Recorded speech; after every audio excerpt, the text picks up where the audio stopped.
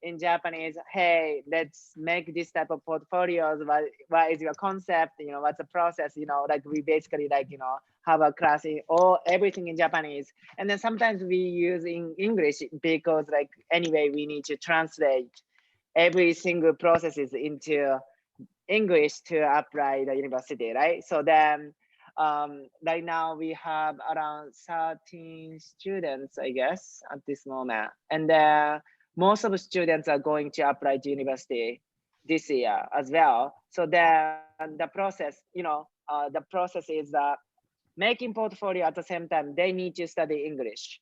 At the same time, making portfolio, everything in English, or maybe need to translate everything like, you know, other language. So I used to do that process. I personally like translate their processes into English, you know. So that's kind of like, you know, long journey until the application. So then since we have, you know, some students, then I realized that like if teachers could teach everything in English, that's so much faster, and it's so valuable for my students as well to improve English. So then we, you know, officially welcomed the teacher since maybe like 3 months ago or something. So then, right, 3 months ago, we start the new class. So then today we are going to have a very first presentation from that class. Okay, so my design lab has like different type of like courses. One is online course, which is one-to-one course with me. I teach them in Japanese. I advise them, blah blah blah. What's about this? You know, how about this school? You know, that type of like course. And another course is studio course. Studio course is like we opened the studio in March in Tokyo. So the studio students are working on their collections as their atelier. Okay, so then another course called Sarah's class, which is a teacher's name. So Sarah's class basically like 1 day a week course. So we basically like Sarah's course students also take my class as well. So I teach, and then Sarah also teach them as well. So like in Japanese class and then in English. So basically developing fashion portfolios. That's kind of like very quick introduction about the design lab and then this class. Okay, you guys have any questions? Good. So I also love to have like, you know, self-introduction from the guests later after Sarah's introduction. Good. Okay, so please welcome teacher Sarah Lee. Yay. Hi, I'm Sarah. I did my undergrad at the University of Technology, Sydney in Australia, and I graduated last year from Parsons MFA during COVID, and then have been working in New York and just like in my transition period from like getting a visa and all of that kind of stuff. But I've also been taking this class, teaching kind of like English and fashion portfolio to Japanese students. And a really like learning experience for all of us, but in like a very positive way. I think it's very like inspiring to see the work coming out of it, and just like because when you leave school you kind of like leave that mindset behind in a way, but then having to kind of like re-engage with it, it also makes you like look fashion and like continue to be like inspired by like this stage of like fashion design, emerging designers, that kind of thing, which I think is also very important in all of that. So I'm pretty excited for them to share what they've done in like our short time together. And I think they've improved a lot over the course of our like exchange. So yeah, I'm pretty excited for them to present. Yeah. So I think like a little bit talk about the story behind why we did this type of class. So like during the COVID, I've decided to like kind of like, you know, make my design lab bigger scale. So like I kind of like, you know, decided to have like more students, and then also like during COVID, we didn't like the students basically like couldn't really have like physical classes. So I was like thinking about the potential of online classes, right? So then I just kind of like realized that like, oh, since everything's online, like the like the borderline between country and country kind of like doesn't matter. We just kind of like could have a guest or new teachers or something, and student could be anywhere. So I was like, okay, then maybe like we should have like another teacher to make my education system becoming much more international. So then I was like casually talking to Sarah, hey, what's up? What are you doing? And then like Sarah is about graduating like MFA. And I was like, what you wanna do? Blah, blah, blah. And then like, of course, it's so difficult during COVID to finding job, like, that kind of stuff. And I was like, oh my God, that's such a like, shame, like Sarah has such a talent, and then like why she needs to just like, be struggle about those like after graduate stuff. And I was like, oh, maybe like we can do something. At the moment, Japan was so much better than US about the COVID, situation. So then I was like, oh, maybe like it could be like good like relationship, to designer, to be a teacher for my students, those type of stuff. And then like we kind of casually like started, hey, let's do the talk first. And then after the talk, my students loved Sarah's portfolios and Sarah's personality, everything. Like they're like, oh my gosh, she's like so amazing. Like, they loved her personality. So I was like, oh, maybe she could be a teacher. So then we just kind of like started from 3 months ago. So that's a kind of story now. So then today we decided to have our first presentation. So this time, like 1, 2, 3, 4 students are going to have a presentation for you. So then this is like one more. They haven't finished their portfolio yet. So they are like in progress. So they are like, what they are doing, it's not making garments. So they are like more about like creating concept, like kind of finding their own styles. So more kind of like experimental style at this moment. So like, they're like kind of like how to express themselves, that type of stuff. So like, please don't judge by what are you doing? It's not garments, at this, kind of level, like more about kind of like, practice for the presentation first, and then practice for expressing themselves. That's the kind of moment. And then also they are going to mention why they are doing, like what's their future plan or something. So you're gonna get like more clear answers. But before the presentation, I wanna also introduce some of our amazing guests. So maybe go to Drifa. Would you mind to introduce yourself? Oh, you're mute now. Hello. Hello. Hi, so my name is Driva and I'm from Iceland, and I did my bachelor's degree in fashion design in the Iceland University of the Arts, and I graduated there in 2014. Then I proceeded to go to Paris College of Art, and I was with Sho in that course, and we graduated together. And then after that, I did a textile course in the Reykjavik School of Visual Arts. And since I graduated there a year ago, I've been working on my collection, and I presented a screen printed collection. And yeah, I've been focusing a lot on like printmaking, and yeah, I do like all my clothing from like, yeah, basically A to Z. And then I've been doing some teaching as well. And yeah, I guess that's it. Great. Thank you, Drifa. Thank you for joining today. That's so great. Yeah, Thank you for inviting me. Thank you. We graduated together at the PCA in 2017. It's been almost 4 years. That's crazy, but thank you. It's way too long.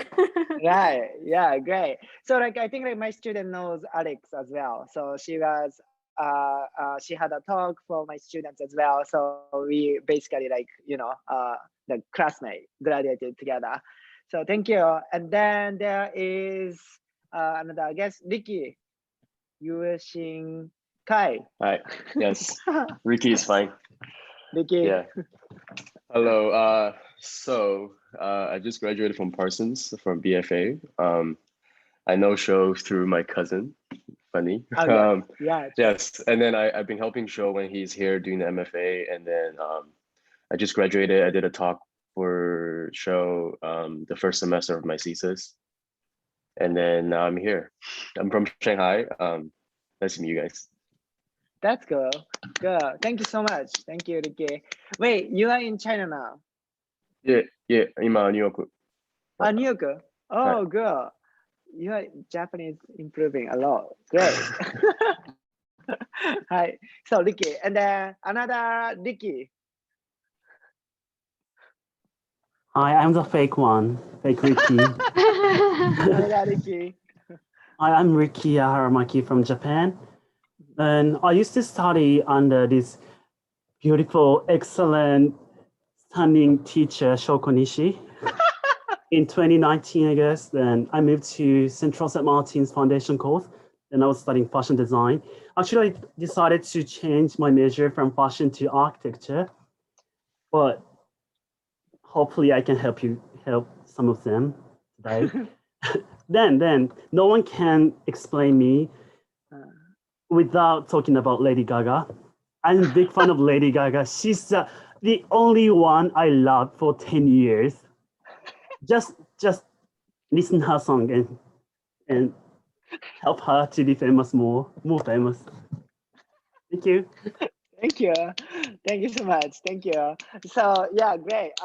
Ricky, yeah, another Ricky was my student at Design Lab like 2 years ago or something, and he went to Central St. Martin's, and then he decided to change his major to like architecture. But like this is so important that I wanted to have various different type of guests who can advise to my students, about the realities, sharing their experiences are so important for their future. So that's I'm so glad you are here. Thank you so much. So then another guest, Dada, Mr. Dada is here too. Hi. Hello. Yeah, I'm Japanese. I'm now in Japan. I also studied in Foundation of Central St. Martin's 3 years ago. And then now I'm studying fashion in Antwerp. Next year, I will do a second year in Antwerp. That's it. Thank you. Thank you. Thank you so much. So, wait, should I call you Dada? What you have? Dada, yeah, Dada. Dada person is here. I have no idea why it's Dada, but Dada is here. So I met Dada in New York at the Piat Center. I think some of you went to Piat Center. So when at the moment I was a teacher, he was a student, and he applied to Central St. Martin's, and then went to foundation course, and after that, went to Antwerp. So right now he's a current student there. So I think that's also important that maybe you guys are being curious about Antwerp, and then that's so important to hear their actual student voice to get the information. So thank you for joining. And then I actually have another guest, but I don't see him, but where's David? David! So yes. Hi. Hi. Hi, I'm David from Canada, Toronto. Currently I study fashion design in Osaka Model Gakuen, and I'm just glad to be here. Thank you. Thank you. I'm glad you are here. So David is from Canada, Toronto, and currently living in Osaka and studying fashion. So that's also very important, exchanging experience. You guys are going to outside, and then he is actually moving to Japan to study fashion. Maybe we could discuss about fashion in different point of view. So that's why I'm so glad you're here. Thank you so much. So then thank you. Then I requested, not me, but we requested Sarah to have her friend. So maybe I'm seeing her friend now. So Would you mind Yeah. to kind of introduce? Yeah. I invited Tristan to come today because I know some of you wanted to apply for undergrad programs and were curious about the one that I went through, but it's been a while since I've been there. So I thought I would invite someone who has a more like fresh kind of like take on it. So yeah, if you could introduce yourself, Tristan.